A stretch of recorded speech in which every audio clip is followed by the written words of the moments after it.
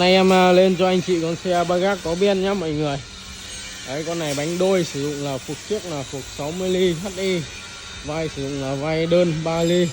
Bên em có ốp cổ gai cổ rất chắc chắn cho mọi người nhé. Đây là em đi quay gần cho anh chị coi này. Đấy. Két nước sử dụng là két nước ngoài. Máy động cơ của nó sử dụng là máy 250 IC răng. Số re xịn là 300cc này. Đấy, đằng sau có sử dụng là bánh đôi thắng dầu, sử dụng là 2 cầu mạnh này. Đấy, tuy nhiên đẩy 3 khúc 3,5 tấn, sườn là sườn Y. Con này thùng con của nó là ngang 1m4 này, dài 2m, được bọc đa su hết cho mọi người. Đèn đít nó sử dụng là đèn đít ô tô. Con này có kèm tặng cho khách hàng là mái che. Đó, em đi một vòng cho anh chị hàng coi, thì anh chị nào có nhu cầu thì liên hệ trực tiếp qua Zalo hoặc số điện thoại em nhé. Xin kính chào anh chị vào video lần sau.